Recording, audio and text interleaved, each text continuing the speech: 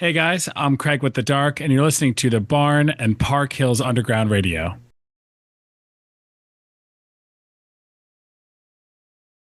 Well, I'm Alan Smith with the Barn and Park Hills Underground Radio. Today I'm joined by Craig Johns with frontman for The Dark. How you doing today, man?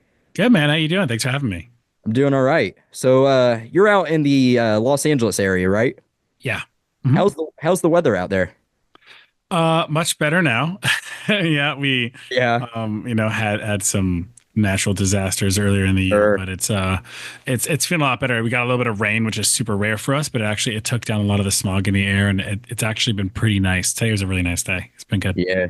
Yeah, here in St. Louis, Southeast Missouri area, we just got hit with a shit ton of snow. So it's like 8 inches out there. It's 15 degrees. I wish I was with you. Oh man, yeah, no, it's like Yeah. 60 and sunny. It's nice out here. But anyway, yeah. So you're the frontman for The Dark. You guys are kind of a newer, up and coming band. I don't, genres are hard. I don't like genres. I don't like putting people into a box. But I would kind of define you guys as kind of post-hardcore. But there's also some, industrial influences in there. But we'll kind of get into that later. For those that don't know, what is kind of your musical history and how did this project come together? Oh man, I've been playing in bands since I was a kid. I started touring when I was 15, and then I mean it took a bunch of different bunch of different shapes, I guess, for a while. Like did a bunch of touring and writing in different metal bands growing up. A lot of them were kind of like Slipknotty, and made my way somehow to like a pop punk band that toured a lot in like 2018, or I guess 2017, 18, 19. Moved to LA at that point to just really hone in on like the writing and production side of things. When I was become like the best producer I could become, and meet more people, connect with more people, and just kind of develop that side of things for me as touring started to die down.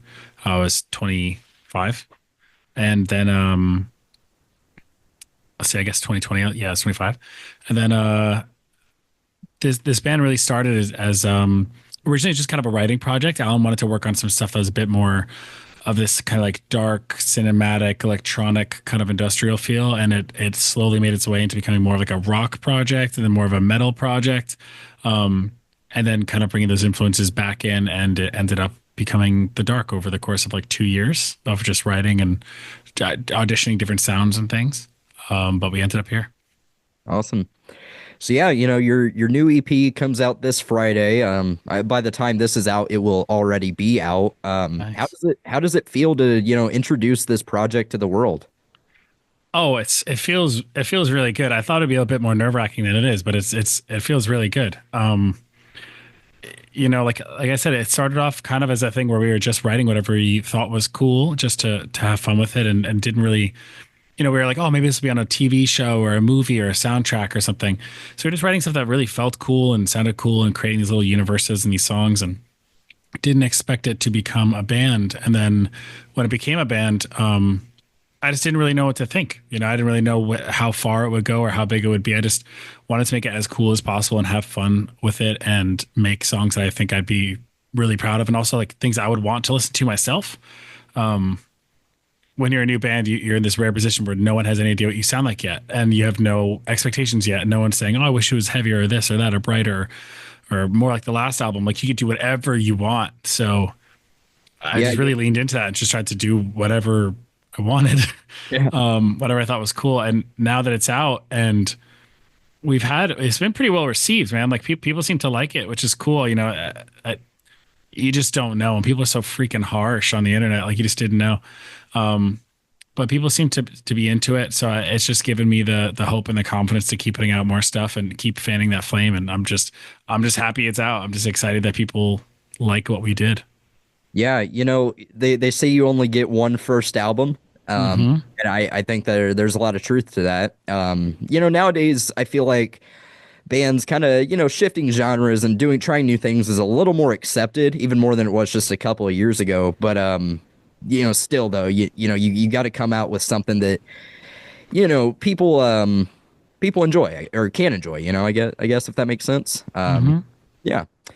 So yeah, you've got this EP. You released several singles leading up to the release of it. Is this just kind of it for now, or are there plans for a full length album? Are you going to do the singles thing? What's kind of the idea there? Oh, absolutely. I mean, I'm already a couple of songs into the album. We've been yeah, working on putting out an album next, and um we have some shows coming up later this year. We're doing Warped Tour, which is June, July, November, and then trying to figure out what we can do in between those, whether it's like some connecting tours or some supporting stuff in the fall. But we're definitely very eager to be out there and touring and playing shows. And then every day I'm home and available, I'm working on the album already. So Yeah. um, if I could just put out songs constantly, I would. I don't even want to like wait for like an EP cycle to end for an album cycle to start. And that's kind of the attitude we have, where we're hoping not to wait very long after the EP's release to start putting out the album. Um, I think yeah, I think the album's going to just be a progression of the sound, going to lean in even a bit farther into this kind of electronic industrial sound that we have going on, and try to really develop it and see how far we can take it before it gets too far. Just kind of riding Sure. that threshold. But yeah, I'm already writing it. We're already. Alan sent me a bunch of demos, and we already have a couple of them finished up into songs. So That's yeah, awesome. we're doing it. Yeah. Well, and with the way that people consume content nowadays and, terms of just like short form content, it is important to, consistently be putting out something, not Mhm. necessarily music, but just, something, whether it be TikToks or, Instagram post, whatever, but no, so it is cool that you guys are already working on, the next project before the first one is even officially out. Yeah, yeah, yeah. So yeah, earlier we were talking about kind of your sound, and like I said, I hear some modern post-hardcore kind of stuff. But then there's also this like 90s industrial electronic rock feel. What kind of, what shaped you into that direction? It's well, I guess it's a combination of things. Alan was listening to the soundtrack a lot of a video game he had played, um, that had a lot of these very electronic kind of futuristic sort of elements to them. And the songs themselves weren't as approachable, but like the sound was really interesting. And so originally we were like, oh, let's try to write something in that world. Um, and then when he asked me to do it, I was like, man, you picked the right guy. I grew up on like a lot of new metal and industrial stuff as a kid. I don't know. I loved like Linkin Park and Limp Bizkit and Oh yeah. Slipknot and Nine Inch Nails, and like I grew up on the kind of like the new metal into industrial sort of scene. Um, so doing like a metal industrial kind of project is like so up my alley. I don't really have the vocals like a lot of that kind of stuff. I'm definitely not like rapping or screaming in that regard, but I kind of just brought what I grew up on into the kind of world he was trying to build, and then my own personal vocals, which I don't even know what they're inspired by. I just kind of just enjoy singing, and whatever happens, happens. But Sure. um, I think all that together, and then like just really trying to create this like airtight kind of creative direction with how everything looks and feels and connect all the dots. It just kind of came together into this place. I think is kind of unique to the dark and kind of just feels like it's its own little world that we're trying to build little by little. Yeah, it definitely each song stands on its own, but it also feels like a cohesive project. It Mhm. all just kind of flows together, which I think is important. Yeah. But we're gonna break off on a little tangent here. You Sure. mentioned Linkin Park. I gotta ask, how do you feel about their reunion?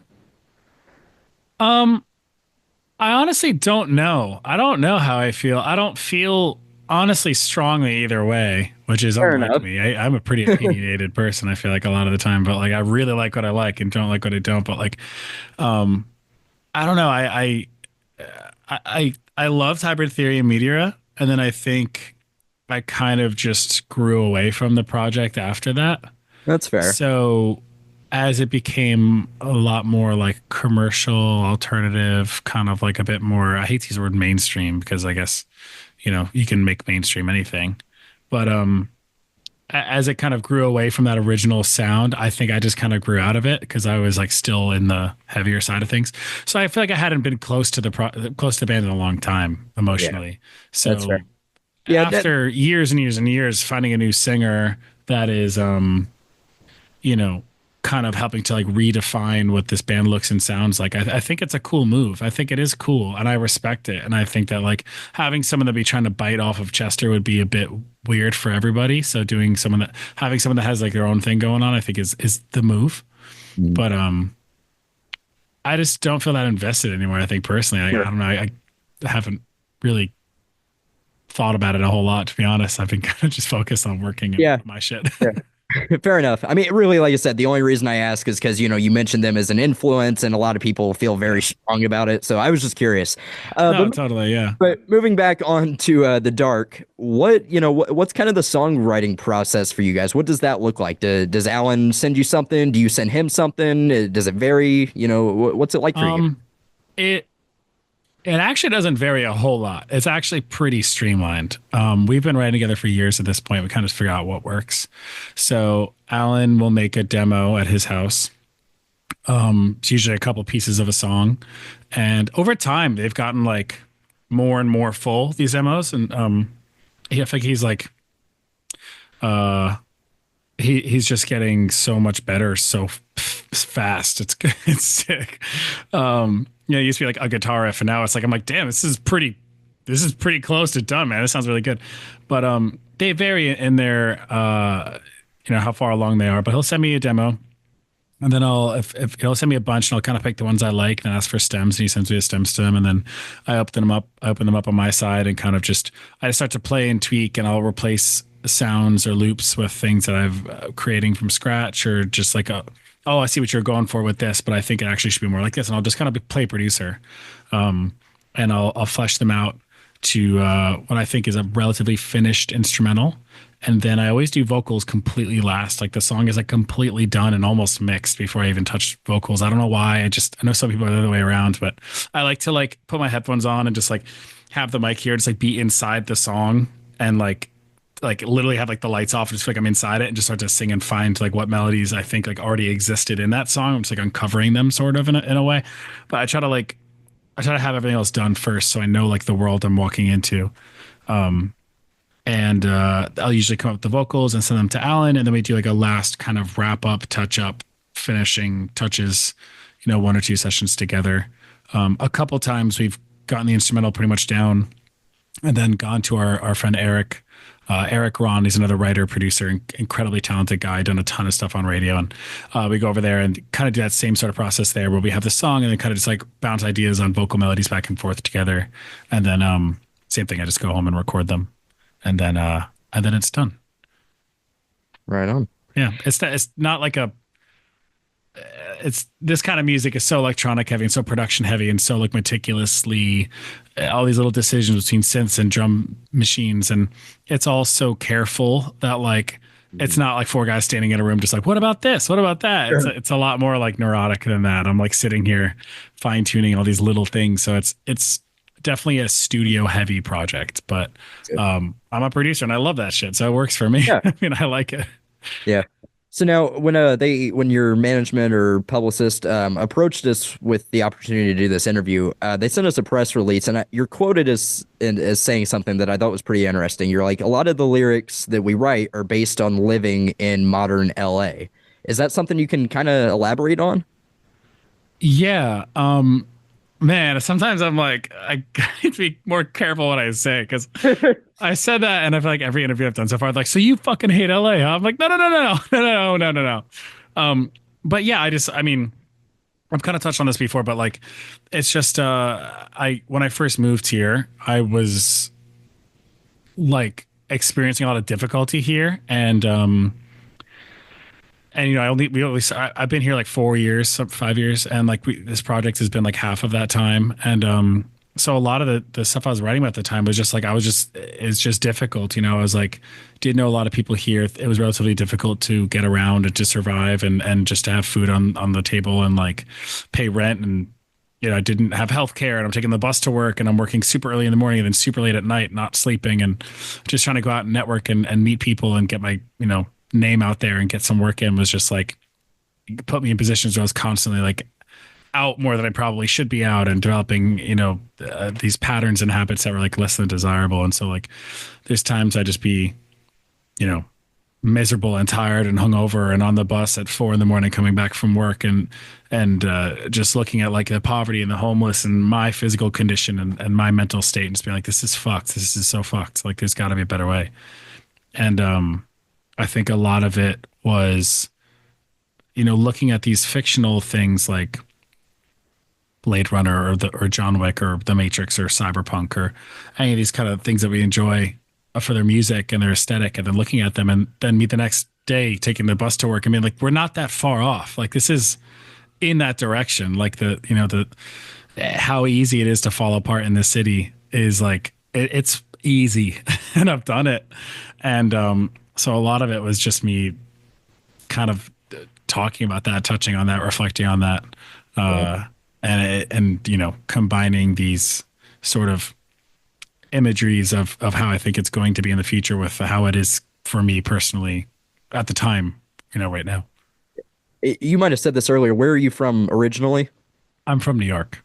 Okay. So was it a bit of a like a culture shock? Like was it different in LA than it was in New York or Yeah, yeah, very, very, yeah, very. I mean, I grew up in a suburb of New York City, and just I mean, one, just having your family around and being able to go home and say hi to your parents or talk to your brothers about a shit day or whatever, and knowing you have a warm bed to sleep in and food on the table is, you know, there is no, you never appreciate that until you don't have that, and you're like, man, life's fucking kind of sucks without your people around you, and you're just alone in this other city, broke and cold and miserable, and um, but just also, yeah, I mean, anyone who's lived in New York and moved to LA knows how incredibly different they are. And there's a lot of similarities too. But there's also just a big difference in the way that you navigate socially and just the way you physically navigate the city and just the way that you feel about yourself around other people. It just is really different. New York, I think, felt like home to me, and LA felt like I was amongst all these strangers who I just didn't know how to navigate those kinds of personalities and those people. And it just, come here. It was a, yeah, totally different. It's definitely a culture shock. what's the cat's name? The cat's name is Egg, and she refuses not to be in my lap. I'm surprised she wasn't in my lap this whole time already. But no, and I yeah, I can totally see what you're saying. I've lived in Southeast Missouri my whole life, so I don't understand that personally, but I definitely can see how that would be difficult.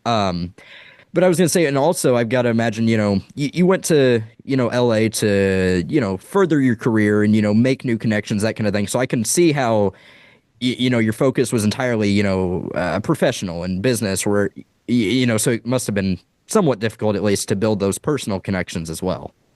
Yeah, and when you're in your, I mean, when you're in your 20s and you're trying to like go somewhere and just like figure out from scratch, like how do I meet people, how do I go out, how do I go like make music with people who want to make music, and like I think New York is a lot less of a concern of like people interpreting it as like trying to get ahead or people trying to get ahead with you, and you're just like, I don't know. I feel like in New York, I was just making music with my friends all the time. And if I liked someone, I met someone that wanted to make music, I just made music, and it wasn't like a thing. But here it was like so political and kind of sticky and weird. I always feel kind of uncomfortable about it. Yeah. And then just the process of going out to meet people involved a lot of like going out and staying out and staying out and staying out and doing it again the next day, the next day. Yeah. And I don't know. It was a lot, and it was a lot for me to like figure out how to just stay healthy during it. I don't think I always did, but yeah, I think the lyrics are a lot of not necessarily the moving here and networking stuff. It was just like just kind of looking at a city and thinking about how far away we've gotten from taking care of each other, and me taking care of myself, and kind of just reflecting on that, I think is what a lot of the lyrics were. But at the same time, my experience is here, and I think if I had moved to another city and felt the same way, it would be the same thing. I don't think it's unique to Los Angeles. Yeah, All of it. Yeah. I think a lot of larger, metropolitan cities are, I mean, they all have their pros and cons, of course, but I think at least like a lot of the music cities, that's a kind of a common experience. Yeah, totally.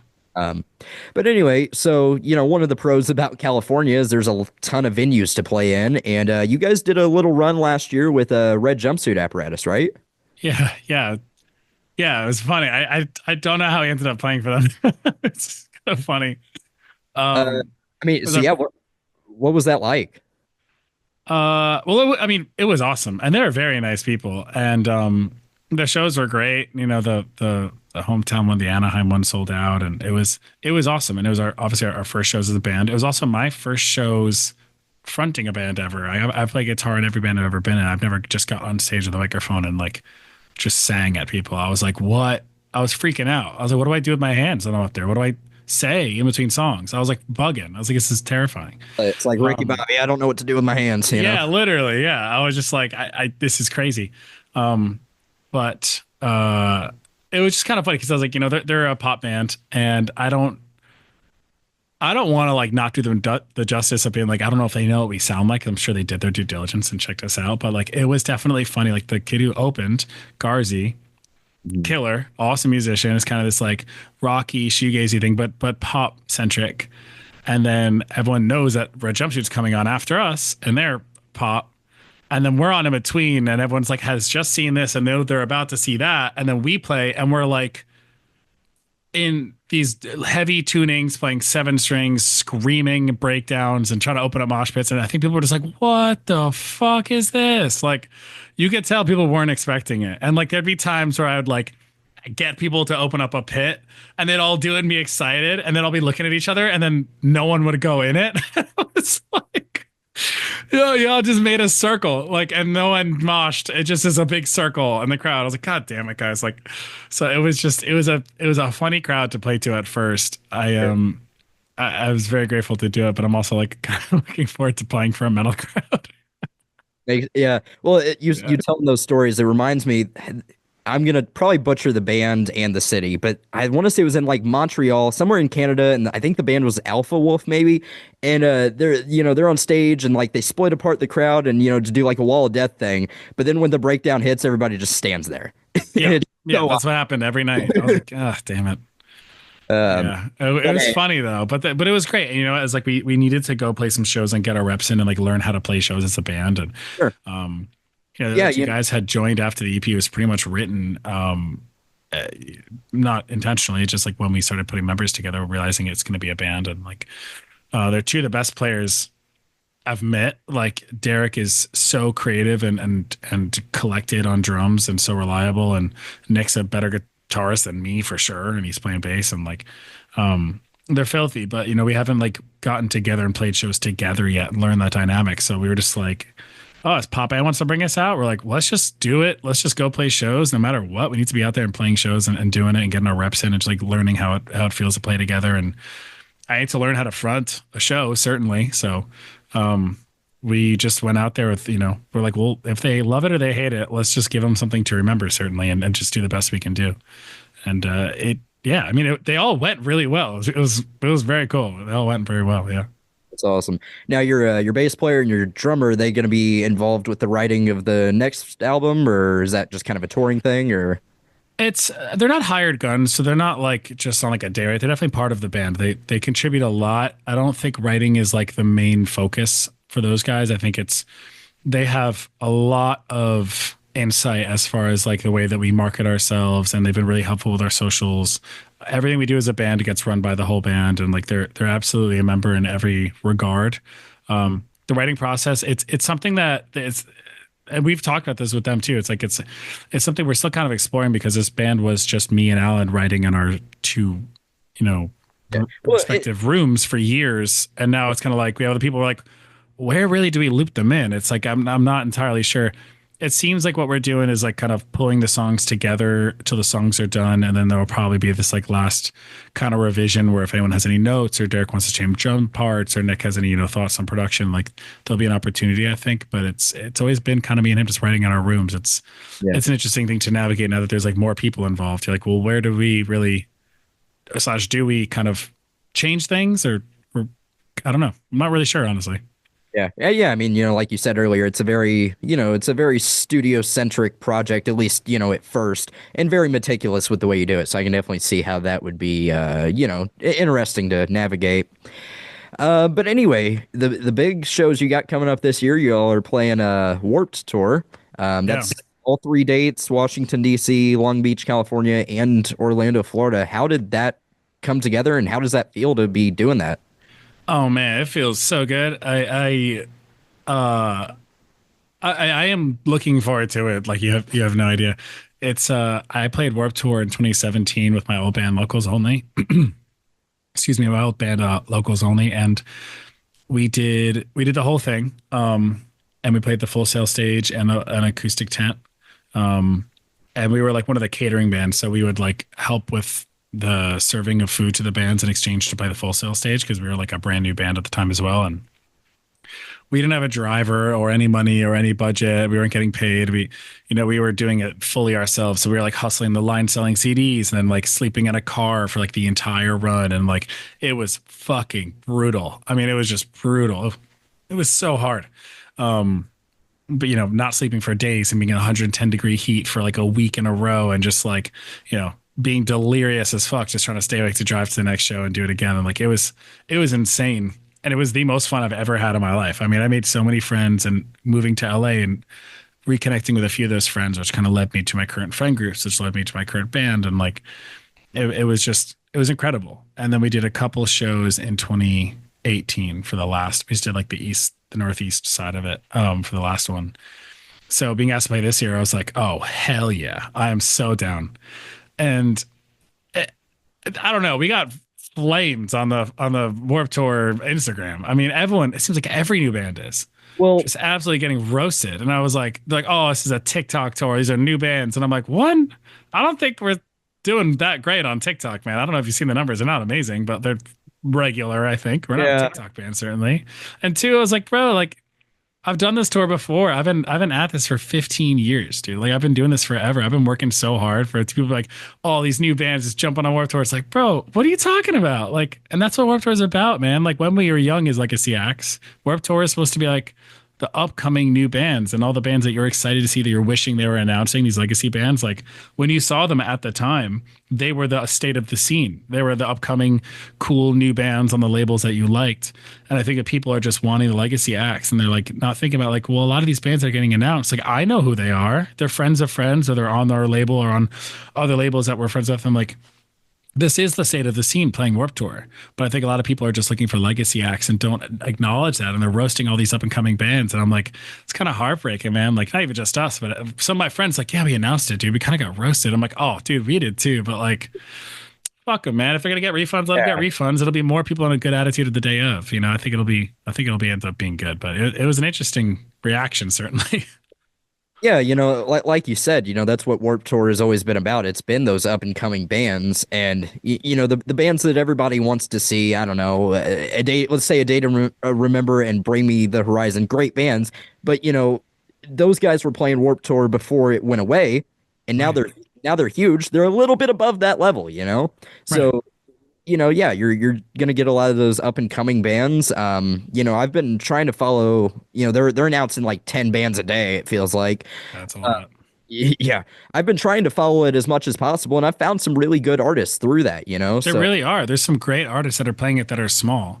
And like I yeah, said, when you're in the Los Angeles scene, like you will know more of them than maybe the average person. I get that. But like I'm looking at this going like, dude, a lot of these guys are awesome or have been working at it for a long time, or their last project they worked at it for a long time and this is a new project or whatever it is. But like I think people are discounting that a lot, and they're looking for like a reunion festival or like a legacy festival like when we were young style. And it's like it's just not what this is. It's not what Warped Tour ever was. Warped Tour was always like a couple heavy hitters and then a lot of the current bands, and then the last third was like the newcomers. And like this does seem to be that. I think maybe the way they're rolling it out doesn't give that as much clarity, because it's like when you look at that every day, like most of these I don't know, but also if you looked at the flyer, most of them you wouldn't know. There's a lot of little text. So I think it's just maybe it's just the way it's being rolled out that people are getting confused. But well, and um, people got to be patient, man. It's gonna be a fucking sick festival. yeah, and Kevin even said before they started announcing the lineup, like they're gonna start with the lesser known bands to get them the attention, and Right. then a couple months before the show itself, that's when they'll announce those heavy hitters. And I think it's a bummer because I think that shows his good intentions right there, being like, "Oh, we're gonna put those bands up front. That way they get your attention. You guys check them out, and then we'll give you the heavy hitters you know you guys are gonna like anyway." But instead, people are seeing them like, "I don't know these fucking bands," are just freaking out, and it's like, "Oh, dude!" Instead of giving them the love, like they just got roasted, and it's like, "Oh man, that's kind of a bummer." Not just us, like you know, It Oh seems yeah. like No, that's trust just me. I was Yeah. going through it and I was like, oh my God, these people are so mean. I would never do this. Who has the time? But yeah, I don't know. Um, so, obviously Alan's not here to speak on it, but Of Mice and Men is also playing all those Warp Tours. Is that gonna how does he feel about that? Oh, he's stoked. Yeah. He's stoked. He's Yeah. like, double duty for me. I get twice the crowd. Alan's decision to make the Dark a band instead of a potential just writing project or whatever else it was going to be when we were just kind of jamming. His thought process was whenever Mice isn't on tour, I would like to still be on tour. So let's make this a band and we'll just fill in all the gaps or combine them or whatever. Let's just do it. And I was like, hell yeah, dude. I mean, let's fucking go. So I think that something where he gets to go to the festival and play twice. He's like, fuck yeah. He's not like, oh no. He's like, this is ideal. Yeah. Yeah. So he loves playing shows and he loves being in bands. He loves writing music. He's just like he's as diehard about this shit as I am. I've never met someone probably as stoked to do all of it as he is. Yeah, you know, So oh, I'm not much of a musician myself, but I work with a local venue. I see a ton of local bands, and from what I've gathered the last couple of years doing it, um, yeah, finding people that you click with musically is so important. mhm. Yeah. Um, but anyway, so yeah, you got Warped Tour coming up. Are there any other touring plans for the year or anything you can talk about?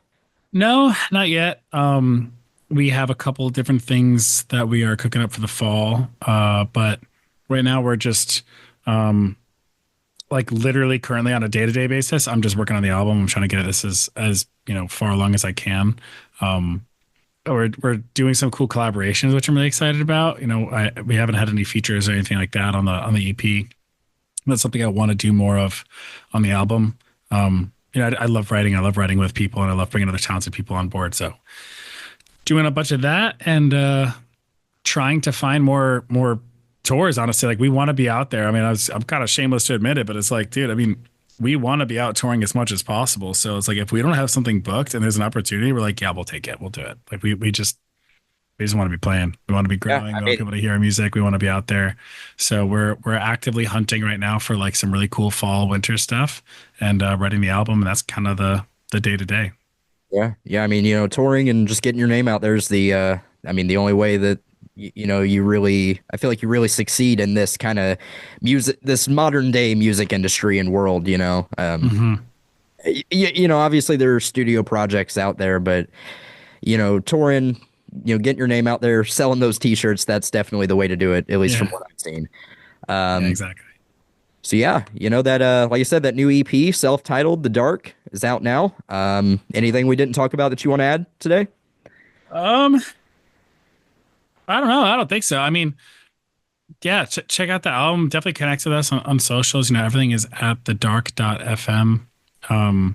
We got all the socials, got a bunch of music videos up on YouTube. We're working really hard every day to bring cool and quality content to everything and just connect with people and just push the project. So I think, reach out to us, let us know what you think about it, and stay tuned. We have a lot in the works for the next year, and we're really excited about it. Yeah. Yeah, and I was gonna say, if you guys end up coming through the St. Louis area this fall or winter, let us know. We'll try to set some up. Oh, 100%. I really hope that we do. Yeah. Absolutely, man. All right, it was great talking to you today. Yeah, you too, man. Thank you so much. Thank you.